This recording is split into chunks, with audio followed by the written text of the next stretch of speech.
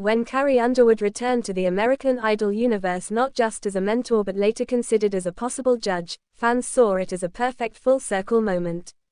The Oklahoma-born superstar who won Season 4 in 2005 and went on to become one of country music's most dominant forces seemed like the natural choice for producers when discussions arose about revitalizing the judging panel. But industry insiders now reveal that Carrie Underwood was not the first pick for the role. In fact, several high-profile names were in the mix before her, and the behind-the-scenes negotiations paint a fascinating picture of how television, celebrity status, and business decisions intertwine. According to sources close to Idol, producers initially had their eyes on another chart-topping artist who could bring a blend of star power and controversy to the show. The first name floated wasn't Carrie at all, but Kelly Clarkson, the show's very first winner. Producers reportedly believed that Clarkson, who had already cemented her reputation not just as a powerhouse vocalist but also as a daytime talk show host with a bubbly personality, would be the most effective choice to bridge the gap between nostalgic longtime fans and newer audiences. However, scheduling conflicts and Clarkson's commitments to her own talk show made the deal difficult to secure. Even though the money and exposure would have been enticing, Clarkson's schedule and priorities meant Idol had to pivot quickly. Another surprising name that came up in negotiations was Pink. Idol executives loved the idea of having a superstar known for her raw honesty, edgy performances, and unpredictable commentary, but sources say Pink turned down the offer early, noting that she didn't want to commit to a grueling multi-month TV schedule when her own tours and family life were already demanding. The rejection left producers scrambling for alternatives that could offer both credibility and relatability. That's when Carrie's name re-entered the picture. What makes this revelation shocking is that many fans assumed Carrie was the producer's first and only choice. After all, her Idol victory has long been considered one of the franchise's crowning achievements, producing one of the most successful winners in history. From her 7 Grammys to her induction into the Grand Ole Opry and record-breaking tours, Carrie's resume looked tailor-made for the judge's chair.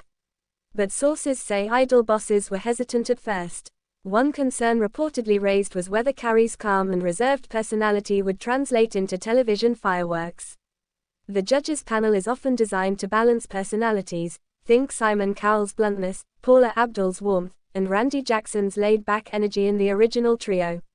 Producers weren't entirely convinced Carrie would deliver the kind of sharp critiques or headline-grabbing moments that keep audiences glued to their screens.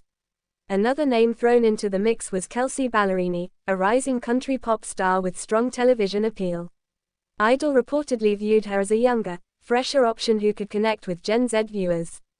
But while talks happened, Ballerini's own label commitments and touring plans reportedly prevented serious movement.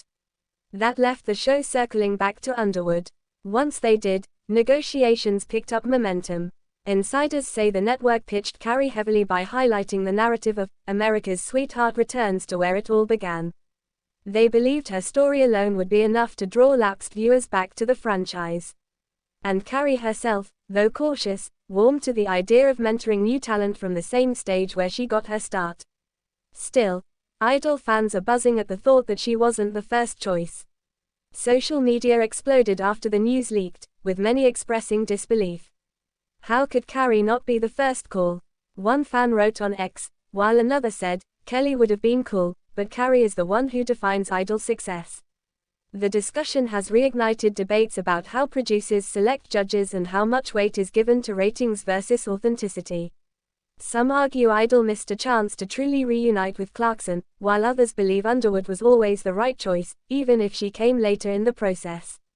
It also shines a light on just how competitive these roles are in Hollywood. Being a judge on Idol isn't just about sitting behind a desk. It's a lucrative gig with multi-million-dollar contracts, national exposure, and the chance to redefine one's public image. That's why the show always courts multiple stars simultaneously, hedging bets until the right deal lands. In Carrie's case, the fact that she wasn't the first pick doesn't diminish her eventual role. If anything, it highlights how versatile and enduring her brand is that when other options didn't align, Idol could confidently fall back on her. What remains intriguing is how this revelation might affect future seasons. If Carrie decides to stay on as judge or mentor, fans may see her grow more comfortable in the spotlight, possibly proving producers' initial hesitations wrong. After all, she's no stranger to commanding arenas filled with tens of thousands of fans. If she can handle that, sitting on a judging panel shouldn't be a stretch. In hindsight, maybe Carrie was the right pick all along, even if not the first. The irony is that Idol itself has always thrived on surprise. Winners who weren't expected to triumph have gone on to massive careers, while frontrunners sometimes faded. In the same way, perhaps Carrie not being the first choice as judge makes her appointment even more symbolic. Just like the show, her path wasn't straightforward, but it led to success nonetheless. For fans, the question of who was first might spark curiosity, but ultimately, what matters is the fact that Carrie's presence on Idol connects the franchise's golden past to its evolving future. Thanks for watching this video and please subscribe our Talent Spotlight Idol YouTube channel for more update news.